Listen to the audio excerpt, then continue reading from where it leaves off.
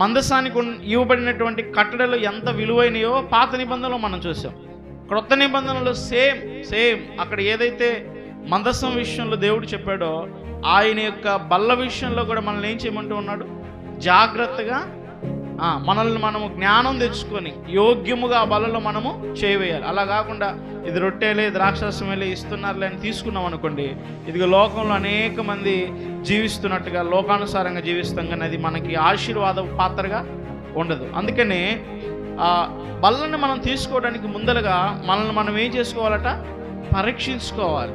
ఒక మాట చెప్పాలంటే ఆ బల్లను సమీపిస్తున్నప్పుడు మనం ఏమైనా పాపం చేసామని ఏం చేయాలి? మనల్ని మనం పరీక్షించుకోవాలి.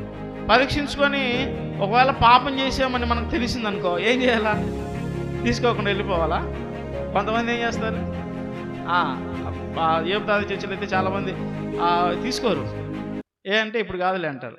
మనం అర్థం చేసుకోవాలా వీళ్ళు పాపం చేశారని. చాలా చర్చిల్లో మా చెర్లపాలెంలో కానివ్వండి, గొల్గొతా ప్రార్థనలు కానివ్వండి, చాలా మందిలో నేను చూశాను బలను ఒక్కోసారి తీసుకోరు. అది ఇంకా శాపం. అది మిమ్మల్ని యోచించి అక్కడ ఏమన్నాడు? మిమ్మల్ని మీరు యోచన చేసి పరీక్షించుకుంటూ ఏం చేశాడట చెప్పండి? ఏం చేశాడు?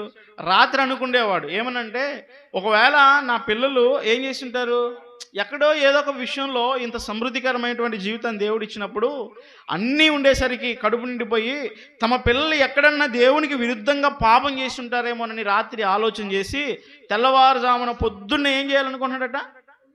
ఒక్కొక్కరి నిమిత్తము బలిచ్చారు. ఒక మాట చెప్పాలంటే ఇది పాప పరిహారార్థ బలి. ఒక మాట చెప్పాలంటే రిపెంటేషన్, పశ్చాత్తాపం కదా.